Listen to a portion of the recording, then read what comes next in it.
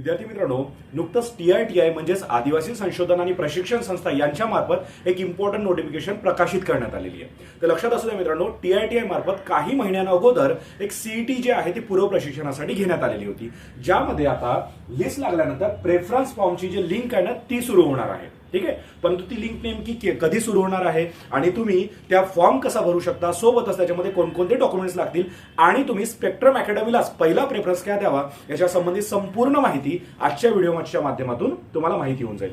लक्षात असू द्या मित्रांनो, TITI म्हणजेच आदिवासी संशोधन आणि प्रशिक्षण संस्था यांच्या मार्फत एक नोटिफिकेशन जे आहे ते प्रकाशित करण्यात आलेलं आहे, ज्यामध्ये क्लिअरली सांगितलेलं आहे मित्रांनो की महाराष्ट्र राज्यातील अनुसूचित जमातीच्या उमेदवारांसाठी 25-26 मध्ये राबवण्यात आलेली स्पर्धा परीक्षा पूर्व प्रशिक्षण जे कार्यक्रम राबवण्यात आलेला होता, जी CET घेतलेली होती, त्याच्यामध्ये काही विद्यार्थी हे मेरिट लिस्टमध्ये आले, काही विद्यार्थी हे वेटिंग लिस्टमध्ये आहे. पण तुम्ही मेरिट लिस्टमध्ये असाल किंवा तुम्ही वेटिंग लिस्टमध्ये असाल तरीही तुम्ही काय करू शकता, रे प्रेफरन्स जो आहे तो देऊ शकता. प्रेफरन्स देण्याची सुविधा जी आहे ती तुमच्यासाठी उपलब्ध करून देण्यात आलेली आहे. तर लक्षात असू द्या मित्रांनो, UPSC असेल, MPSC राज्यसेवा असेल, MPSC कंबाईन असेल, MES असेल, JMFC असेल, IBPS असेल, या सर्वांसाठी CET जे आहे ते TITI मार्फत घेण्यात आलेली होती आणि ज्यांचे निकाल सुद्धा लागलेले आहे. परंतु आता प्रेफरन्स फॉर्म जो आहे तो नेमका कधी भरावा, तर लक्षात असू द्या मित्रांनो, त्याची जी लिंक आहे ना ती 16/2/2026 रोजी सकाळी 11 वाजतापासून ते 22/2/2026 रोजी रात्री 12 वाजेपर्यंत जे आहे तुमच्यासाठी ओपन होणार आहे. आणि याच्यात सर्वात महत्वाचं हेही सांगण्यात आलेलं आहे की 22 तारीख गेल्यानंतर याची मुदतवाढ तुम्हाला मिळणार नाही.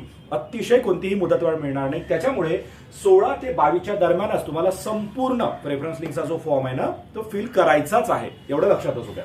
आणि मित्रांनो, याच्यामध्ये क्लिअरली सांगितलं आहे की तुम्ही जो फॉर्म आहे तो कसा फिल करू शकता. यासाठी तुम्हाला इथे एक लिंक दिलेली आहे, ही लिंक सुद्धा तुम्हाला डिस्क्रिप्शन बॉक्समध्ये सुद्धा दिसून येईल. त्याच्यावर जस्ट क्लिक करायचं आहे. क्लिक केल्यानंतर तुमच्या समोर जी विंडो ओपन होईल त्या विंडोमध्ये तुम्हाला लॉग इन ID आणि पासवर्ड टाकायचा आहे. आता सर लॉग इन ID नेमका काय असेल, तर तुमचा जो ईमेल ID असेल तोच तुमचा लॉग इन ID असतो. तर लॉग इन ID तिथे टाकायचा आहे, म्हणजेच आपला ईमेल ID तिथे पुट करायचा आहे आणि सोबतच तुम्हाला पासवर्ड सुद्धा तिथे एंटर करायचा आहे. तसं लॉग इन ID आणि पासवर्ड तुमच्याकडे सेव्ह असेलच, पण नसेल जरी तरी ईमेल ID आणि सोबतच तुमचं जे वर्ष असतं त्याच्यानंतर मंथ आणि डेट हेच तुमचं पासवर्ड तिथे कन्सिडर केलं जातं. त्याच्यामुळे त्याच्याद्वारे तुम्ही काय करू शकता, रे आपला फॉर्म जो आहे तो ओपन करू शकता.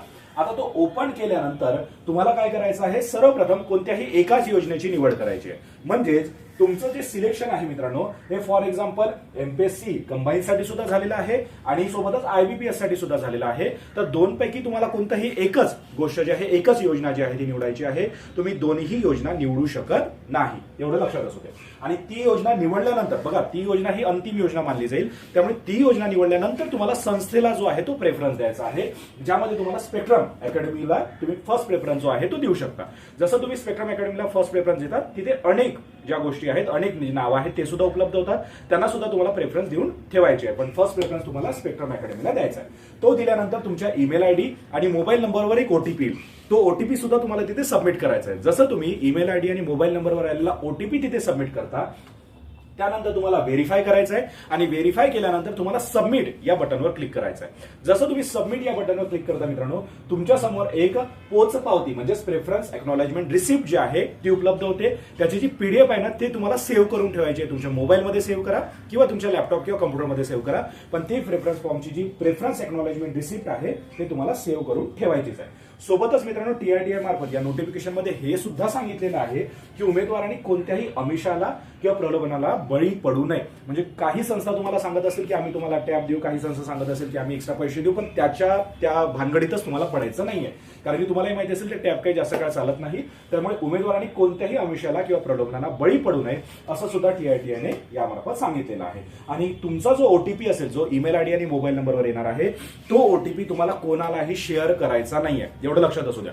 तो OTP तुम्हाला कोणालाही शेअर करायचा नाहीये. तुम्हालाच तिथे काय करायचं आहे, सबमिट जो आहे तो करायचा आहे.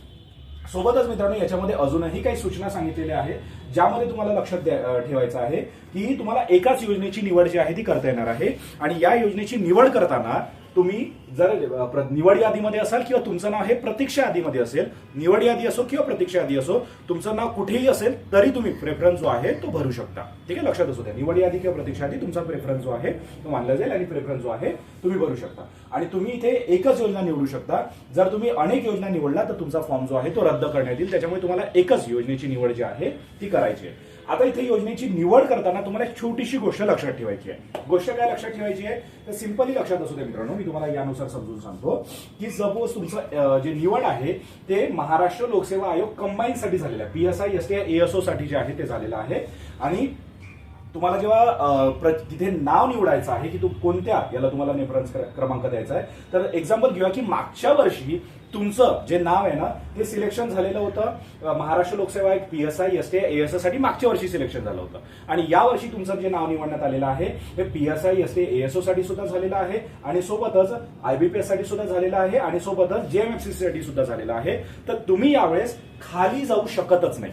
ठीक आहे, एवढंच क्लिअरली जे आहे ते लक्षात असू द्या की PSI STI ASO तुमच्या मागच्या वर्षी ऑलरेडी तुम्हाला त्याची स्कॉलरशिप मिळाली होती, त्याच्यामुळे तुम्ही त्याच्यावर क्लिक करू शकत नाही आणि तुम्ही खाली जाऊ शकत नाही. तुम्हाला वरच्याच क्रमांकाने जे आहे ते वर जावं लागेल. म्हणजेच तुमची निवड जर PSI STI साठी ऑलरेडी झालेली होती तर तुम्हाला काय करावं लागेल रे, एक तर JMFC साठी झालेली आहे तर तुम्हाला JMFC जे आहे ते निवडावं लागेल, पण त्याच्या खालच्या गोष्टी ज्या आहे तुम्ही निवडू शकत नाही. जर UPSC साठी झालेला आहे तर तुम्ही कोणतंच निवडू शकत नाही, कारण की खाली जाता येत नाही. त्यामुळे तुम्हाला वरचे जे प्रेफरन्स आहेत ना तेच द्यावं लागतात. म्हणजे वरच्या ज्या योजना दिलेल्या आहेत त्याच्यामध्येच तुमचं नाव जे आहे ते नोंदवावं लागतं. त्याच्यामुळे जर PSI STI ASO साठी झालं असेल तर तुम्हाला आता वरच्या गोष्टी ज्या आहे मागच्या वर्षी झालेलं होतं तर तुम्हाला आता JMFC आहे, MES आहे किंवा राज्यसेवा आहे किंवा UPSC आहे यांच्याच क्रमाने वर जे आहे ते जाता येईल, पण तुम्हाला खाली जे आहे ते उतरता येणार नाही, हे क्लिअरली सांगितलंय. आता तसंच एक दुसरं एक्झाम्पल घेऊया की तुमचं सिलेक्शन हे मागच्या वर्षी किंवा त्याच्या मागच्या वर्षी किंवा कधीही हे SSC साठी झालेलं होतं. ठीक आहे, SSC वर्ग 3 साठी जे आहे ते ऑलरेडी झालेलं होतं. तर आता तुम्ही काय करू शकता रे, याचा वरचा जो क्रम आहे म्हणजे IBPS असेल, MPSC असेल, MPSC PSI असेल, MPSC राज्यसेवा असेल किंवा UPSC असेल यांच्यासाठी सुद्धा निवडू शकता, पण तुम्ही खाली जे आहे ते येऊ शकत नाही, हे क्लिअरली लक्षात असू द्या. ठीक आहे, तुम्हाला खाली येता येणार नाही. तुम्हाला वर जे आहे तुम्ही तुमचं संपूर्ण माहिती जी आहे तुमची संपूर्ण योजना जी आहे ती निवडू शकता, पण खाली जे आहे ते तुम्हाला येता येणार नाही. ठीक आहे, हेच माहिती जी आहे मित्रांनो इथे तुम्हाला क्लिअरली जे आहे ते सांगितलेले आहे. म्हणजे वर्ग 4, वर्ग 3, वर्ग 2, वर्ग 1 तर तुम्हाला वरच्या वर्गाकडे जावं लागेल, वर्ग 1 कडे जावं लागेल, एवढं जे आहे ते लक्षात असू द्या. त्याच्यानंतर मित्रांनो इथे अजूनही काही ज्या बाबी आहेत त्या सांगितलेल्या आहेत. याच्यामध्ये तुम्हाला क्लिअरली लक्षात ठेवायचं आहे की उमेदवारांनी यापूर्वी ज्या प्रशिक्षण योजनेचा लाभ घेतलेला आहे त्या प्रशिक्षण योजनेचा त्याला पुन्हा लाभ जो आहे तो घेता येणार नाही. जसं मी आता सांगितलं की तुमचं PSI साठी ऑलरेडी सिलेक्शन झालं होतं तर तुम्हाला या वर्षी जे आहे पुन्हा PSI साठी तुमचं नाव जरी म्हणजे योजनेमध्ये नाव जरी आलं असले तरी तुम्हाला त्याला प्रेफरन्स जो आहे तो देता येणार नाही. तुम्हाला त्या योजनेला निवडता येणार नाही. योजनेला तुम्हाला ज्या पुढच्या आहेत UPSC साठी असेल, राज्यसेवेसाठी असेल त्यालाच तुम्हाला जे आहे ते निवडावं लागेल, एवढं लक्षात असू द्या. आणि मित्रांनो यांच्यामध्ये नेमके डॉक्युमेंट जे आहे ते कोणकोणते लागणार आहेत त्याच्याही बद्दल तुम्हाला सांगून देतो की यामध्ये जे डॉक्युमेंट लागणार आहे मित्रांनो यामध्ये अनुसूचित जमातीचे, कारण की TITI मार्फत आहे त्यामुळे अनुसूचित जमातीचे मूळ प्रमाणपत्र, सोबतच अनुसूचित जमातीचे वैधता प्रमाणपत्र ज्याला आपण कास्ट व्हॅलिडिटी म्हणतो ना रे, अगदी तेच. 10वी गुणपत्रिका आणि प्रमाणपत्र, 12वी गुणपत्रिका किंवा प्रमाणपत्र, पदवी गुणपत्रिका किंवा प्रमाणपत्र, सोबतच वयाचा पुरावा असणारा एखादा जन्म दाखला असेल किंवा ज्याच्यामध्ये तुमचं वय नोंदवलेलं आहे, जसं 10वी उत्तीर्ण प्रमाणपत्र असेल, पासपोर्ट असेल, ड्रायव्हिंग लायसन्स असेल, ज्याच्यामध्ये तुमचं वय दाखवलेलं आहे ना तेही डॉक्युमेंट चालेल. आधार कार्ड लागणारच आहे, साहजिक गोष्ट आहे. महाराष्ट्र राज्याचं म्हणजे डोमोसाईल सर्टिफिकेट जे आहे ते सुद्धा लागेल. आधार प्रिंटिंग सुद्धा लागेल. जेव्हा उमेदवारांचं बँक तपशील, पासबुक किंवा कॅन्सल चेक असेल ते तुम्हाला द्यावं लागेल. त्याच्यानंतर तहसीलदार कार्यालयातील इथे क्लिअरली लक्षात असू द्या मूळ उत्पन्नाचा जो दाखला आहे ना मित्रांनो हा एक तर 3 वर्षाचा किंवा 1 वर्षाचा, लक्षात असू द्या. 3 वर्षाचा जर देत असाल तर 22-23, 23-24 किंवा 24-25 हा द्यावा लागेल. परंतु 1 वर्षाचा देत असाल तर फक्त 24-25चाच तो दाखला जो आहे तो असला पाहिजे. तहसीलदारचा एक तर 24-25चा असला पाहिजे किंवा 22-23, 23-24 किंवा 24-25चा असला पाहिजे. 3 वर्षाचा द्या किंवा 1 वर्षाचा द्या. त्यानंतर मित्रांनो दिव्यांग असल्यास त्याचा सुद्धा तुम्ही दिव्यांग आहात याचा सुद्धा एक दाखला जो आहे प्रमाणपत्र जे आहे ते तुम्हाला सबमिट जे आहे ते करावं लागेल. अनाथ असल्यास महिला बालविकास आयुक्तालय यांनी निर्गमित केलेला अनाथाचा दाखला सुद्धा तुम्हाला जो आहे इथे दाखवावा लागेल. आणि अद्यावत फोटोग्राफ सुद्धा इथे द्यावा लागेल. आता याच्यामध्ये एक गोष्ट दिलेली नाही पण तरी सुद्धा तुम्हाला सांगून देतो की तुमचं सिलेक्शन जर तुम्हाला JMFC साठी झालेलं आहे, ठीक आहे, तुमचं सिलेक्शन JMFC साठी झालेलं आहे तर 3 वर्ष वकिलीचा जो अनुभव असतो ना त्याचा सुद्धा एक सर्टिफिकेट जे आहे ते तुम्हाला इथे लागणार आहे. जर JMFC साठी सिलेक्शन झालं असेल तर 3 वर्ष तुमचं एक सर्टिफिकेट जे आहे वकिलीचं ते सुद्धा इथे तुम्हाला लागणार आहे, एवढं लक्षात असू द्या. आता सर्वात महत्वाचा प्रश्न येतो मित्रांनो की एवढ्या सगळ्या भानगडीत आम्ही पहिला पसंतीक्रम जो आहे तो स्पेक्ट्रम अकॅडमीलाच का द्यावा. ठीक आहे, स्पेक्ट्रम अकॅडमीलाच का द्यावा याचं उत्तर अतिशय सोपं आहे मित्रांनो की स्पेक्ट्रम अकॅडमी एकमेव अशी अकॅडमी आहे ज्यांच्याकडे 27 वर्षांचा प्रदीर्घ अनुभव जो आहे तो आढळून येतो. ठीक आहे. 27 वर्षांचा प्रदीर्घ अनुभव जो आहे तो स्पेक्ट्रम अकॅडमीकडे आहे. सोबतच महाराष्ट्रातील तज्ञ एक्सपिरियन्स टीचर जे आहे, एक्सपिरियन्स मार्गदर्शक जे आहे ते तुम्हाला इथे आढळून येतात. तज्ञ मार्गदर्शकांचा अनुभव तुम्हाला इथे मिळतो. सोयीनुसार बॅचेसच्या वेळा आहे. म्हणजेच तुमचं पोलीस भरतीसाठी सिलेक्शन झालेलं आहे आणि तुम्ही जे आहे ते सकाळी प्रॅक्टिस करता. ठीक आहे. फॉर एक्झाम्पल घेऊया की तुम्ही सकाळी जे आहे ते पोलीस भरतीची प्रॅक्टिस करता, काही विद्यार्थी संध्याकाळी करता. तर त्यांच्या वेळेनुसार आम्ही जे आहे बॅचेस तुमच्यासाठी उपलब्ध करून देतो. त्यामुळे सकाळ, दुपार आणि संध्याकाळ तुमच्या वेळेनुसार तुम्हाला बॅचेस ज्या आहे त्या मिळून जातात. त्याच्यामुळे सोयीनुसार तुम्हाला बॅचेसच्या वेळा मिळतात. सोबतच तुम्हाला जर ऑनलाईन प्रशिक्षण घ्यायचं असेल तर आम्ही ऑनलाईन सुविधा देतो आणि ऑफलाईन घ्यायचं असेल तर ऑफलाईन, अशा दोन्ही सुविधा तुम्हाला इथे मिळून जातात. आणि ऑनलाईन ऑफलाईन घेताना तुम्हाला ऑनलाईन स्वरूपात एक अँड्रॉइड ऍप सुद्धा उपलब्ध करून दिल्या जातात, ज्याच्या माध्यमातून तुम्ही पूर्ण प्रशिक्षण जे आहे ते घेऊ शकता. त्याच्यामुळे ते अँड्रॉइड ऍप तुमच्यासाठी ऑनलाईन स्वरूपात पूर्णपणे अवेलेबल आहे. आणि ऑफलाईन टेस्ट सिरीज सुद्धा तुमच्यासाठी असते. ऑनलाईन आणि ऑफलाईन टेस्ट सिरीज सुद्धा तुम्हाला या ऍपच्या माध्यमातून मिळूनच जाते. सोबतच मित्रांनो, नियमित शंका निरसन विशेष सत्र सुद्धा तुमच्यासाठी असतं. म्हणजे जिथे तुमचे काही डाऊट्स वगैरे असतील ते सुद्धा तुम्ही तिथे काय करू शकता, हे सॉल्व्ह करू शकता. सोबतच मित्रांनो, रिव्हिजनसाठी ऑनलाईन सुविधा सुद्धा दिली जाते. तुम्हाला काही गोष्टी रिव्हिजन करायच्या आहे, एखादी गोष्ट नव्हती समजली ती पुन्हा समजून घ्यायची, त्याच्यासाठी सुद्धा स्पेशल लेक्चर लावण्यात येतात. ठीक आहे. त्या लेक्चरमध्ये नव्हतं समजलं पण तुमच्यासाठी आता स्पेशल लेक्चर लावण्यात येत आहे. काही टॉपिक जर नसेल समजला तर तो तुम्ही तिथे पुन्हा जो आहे तो समजून घेऊ शकता. सोबतच मित्रांनो, प्रत्येक टप्प्यावर सहकार्य करणारा कर्मचारी वृंद तुमच्यासाठी इथे आहेच.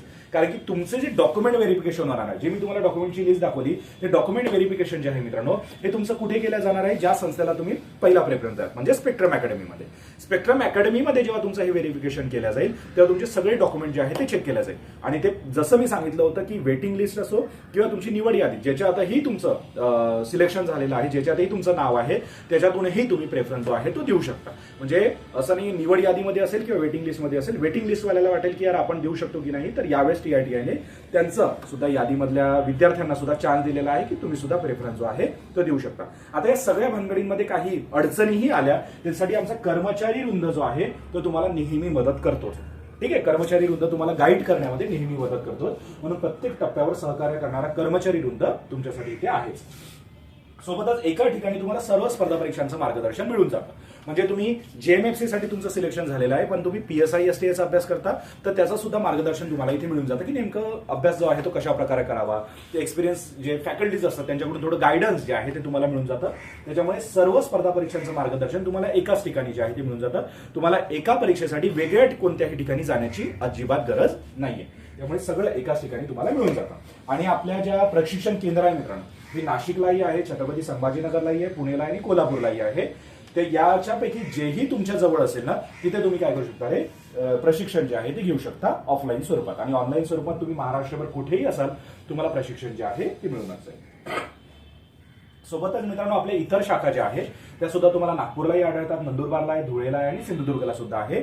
या ठिकाणी सुद्धा जाऊन तुम्ही संपूर्ण या योजनेबद्दलची माहिती किंवा पूर्व प्रशिक्षणाबद्दलची माहिती जी आहे ते घेऊ शकता.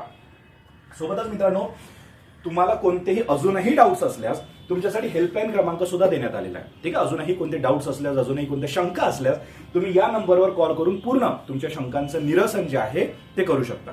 आणि सोबतच तुम्ही महाराष्ट्रभर कुठेही राहत असाल, आपल्या ब्रांचेस तर पूर्ण महाराष्ट्रभर अवेलेबल आहे. त्यामुळे मग नाशिक असेल, पुणे, मुंबई, सिंधुदुर्ग, ठाणे, नागपूर, कोल्हापूर, छत्रपती संभाजीनगर, तुम्ही कुठलेही असाल, आपल्या गावापासून आपल्या शहरापासून जीही ब्रांच जवळ पडत असेल तिथे जाऊन सुद्धा तुम्ही संपूर्ण तुमची माहिती जी आहे ती घेऊ शकता.